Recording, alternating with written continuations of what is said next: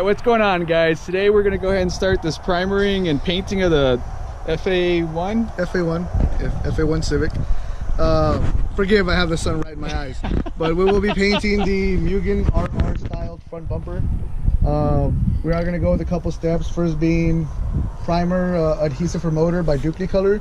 And that is just so that everything adheres to the plastic itself. After that, we'll go ahead and be throwing some primer on there, etching primer.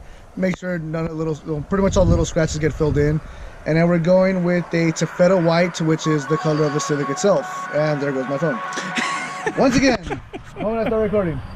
Now we're gonna go ahead and do that. Throw the adhesive for motor, throw the primer, throw the paint, and then we're gonna go ahead and show you a finished product. The installation we'll probably do in maybe a day or two. We'll go ahead and see you in a bit. Yeah, let's get this done. So here we are. He's already starting the first coat of the adhesive for motor. Oh, where did you ever get those spray painting skills? Legal graffiti. I'll leave it at that. It was in Mexico. None of it was done in the United States. So you see, it pretty much looks like nothing is actually happening. But it's actually just creating a nice solid coat. So that way the actual primer will adhere to the ABS plastic. Looks really nice. Gabe was actually able to wet sand with what grit? I went from a 1000 to a 1500 to a 2000, which is pretty excessive being the fact that it's all brand new. There's no scratches really. I just wanted to be extra careful and real nice and fine with it. Make sure there was no little scratches or swirl marks, but that's pretty much what I went with. I mean, you can use just a simple 1000 grit, wet sand, and that should be more than enough. Leave it to the diesel guys. I know. So I went his nice steps to get this thing nice and smooth, so that way when we get it painted, it looks just as clean as possible. That rattle can come out looking. So the stuff dries pretty fast. Of course, you want to shake your can well before actually applying to. Make sure all the mixture is real smooth. And we got our German delivery dog still going at it. Barking at absolutely nothing. Hey, but you know what? We love dogs who bark at absolutely nothing. Beats a Chihuahua. That it is. Nothing against Chihuahuas if you own one, but I sure don't like them. No, you might as well own a rat with ears. That barks. Yeah, that too. Now, the one cool thing that Duplicolor and their professional series has is they have the nice feather tip. And so that's going to help put a real nice feathery coat onto it, and it's not going to have as much, overspray, I guess you could say? Overspray and spitting that right. Some of the other caps tend to do. Right, so that's one good thing that Duplicolor has put out. And I know it's been out for a couple of years, but it's just something we want to brag about in this video. So this is the professional filler primer, sandable. Fills in some little fine scratches, and the actual tip here is movable, so that way you can change the feather from this direction to this direction. So here we are, first coat. He's going to do a nice light coat, get some grip, I guess you would say. Yeah, the primer itself.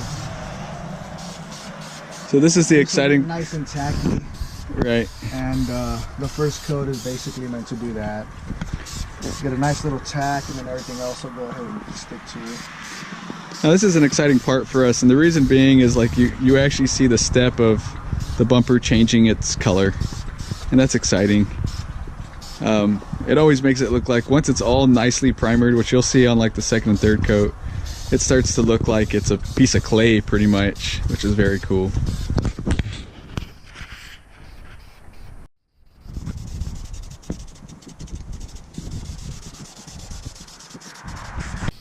Okay, so the next question that some of y'all might have, and I don't know if you even noticed, is like Gabe actually has a real nice technique on how he lays this spray paint, and I'll let him explain it to you.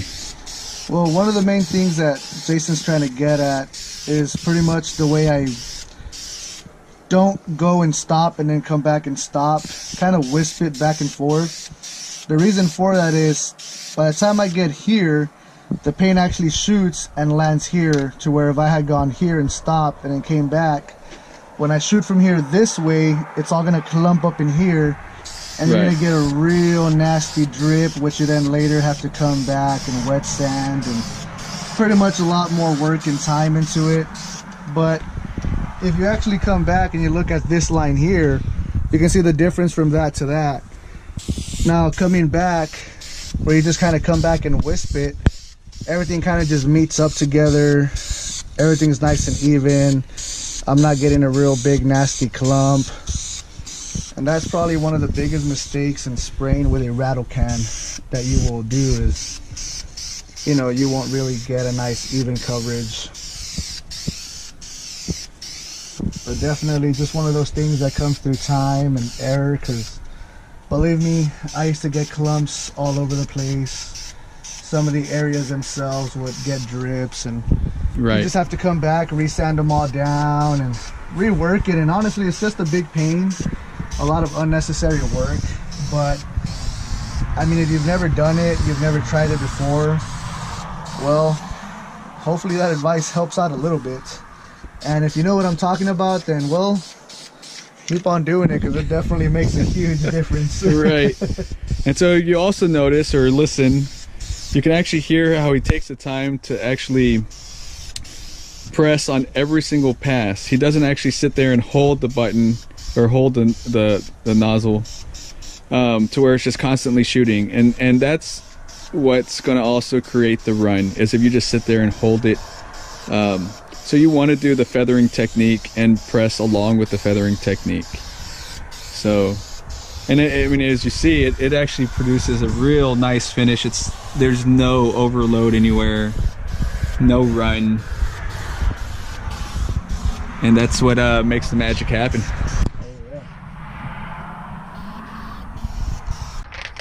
All right, so here it is with the coat 3. Nice thick coats. So we got it all. Not too focused in this general region because the cover goes here, so we just did a light. Of course, if you really wanted to go heavy and paint it 100%, you could, but for us, we just decided, you know what, it's cool, we're not too worried about it. It's gonna, and I'm pretty sure even at shops they do the same thing. Yeah, auto shops, the fog light goes in there and then it takes a big black plastic cover, right, which we'll paint as well. But it looks good, so now it's time to go white. This is your Duplicolor, and it's a Taffeta white NH578 is the paint coat, and it is an original Honda Colors color match. So let's see how this goes. It's time for some white.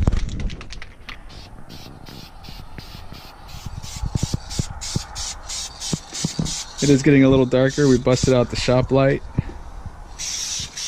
Help Gabe see what is getting done. Also for you, the viewer.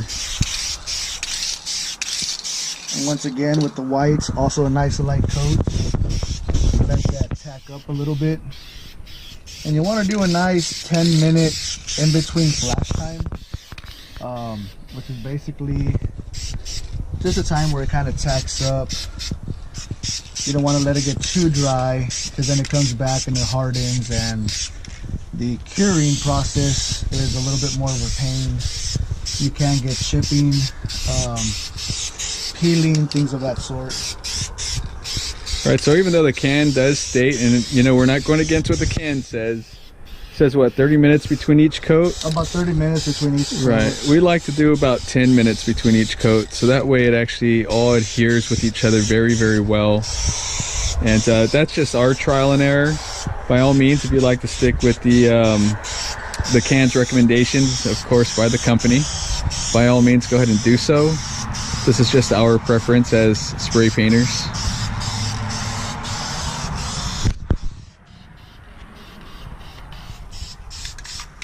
It's worked for us in the past, so we just stick to what we know. Oh yeah. Okay, I know it's gotten dark out, you know, it's pretty dark, but we still got a job to get finished. So we have the shop light, so that's what's providing us really good like a really good lighting to get this done. This was the third and final coat of the white base.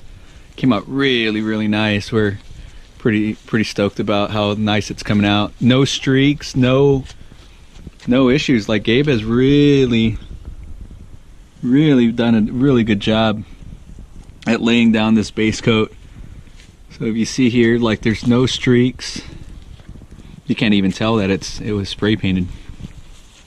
Very nice. So next coat is going to be the actual clear. So we'll see how this clear goes.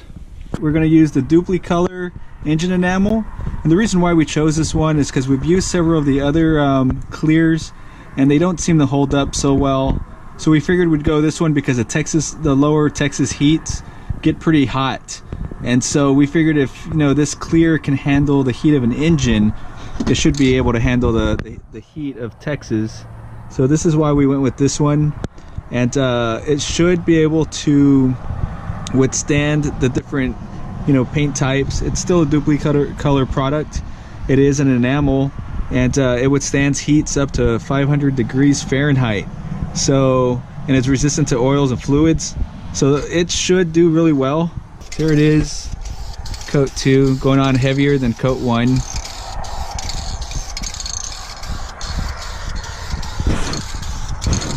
Now notice I am shooting a little faster than the paint or the primer itself, and being that it's clear, it is a little thinner on the viscosity or thickness of the compound itself. And if you do spray it kind of slow, you're gonna end up with a whole bunch of runs, and that's gonna be a lot of work to get rid of. So a little bit quicker motions, and you'll definitely get a way more even overall feel of the clear itself.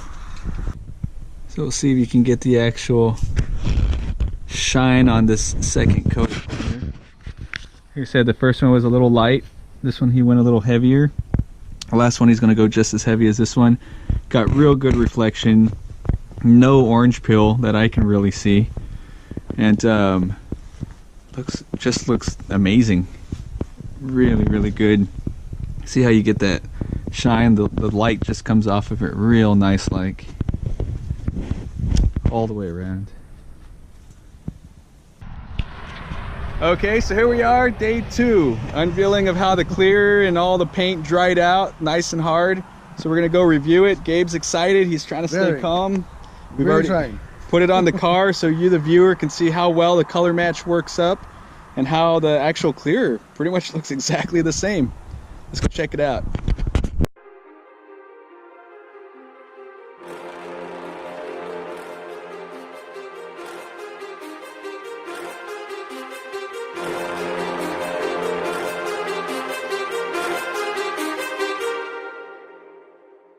Too many thoughts on my mind, I can't sleep at night, so I just keep writing. I don't need no help, I don't need opinions, so don't waste my time then. I just been living online, my city don't show me no love and that's fine. Fuck local radio stations, I got more plays than all of these rappers combined. I'm going again, I've been going in, I'm fed up with so many things, I gotta just let it all out. I'm talking about the shit they've been talking about, telling me I should do this, telling me I should do that, telling me things about rap, talking the truth and that stab in my back that will knock me off track. No, too many things have been. Alright guys, I hope you enjoyed our do-it-yourself painting of the front bumper with Duplicolor color match. Gabe did an excellent job. I think I did alright.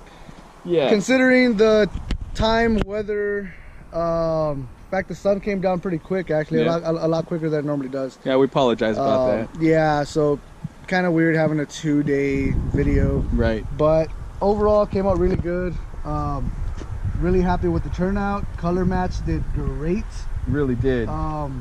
We did leave it overnight in the garage and with a heater on, so that did help with the baking and kind of curing process. So right. It might be something you might want to try out if the weather isn't as great like it was last night. Just a heads up, once again, it's a DIY. Everyone has a different way of doing it, but our way definitely worked out and actually paid off pretty good. So happy with the results. Absolute. Have any questions? Go ahead and ask. Leave comments below, thumbs up, subscribe. Keep watching our do-it-yourselves and all our custom work that comes along with it. Thanks guys. Have a good one.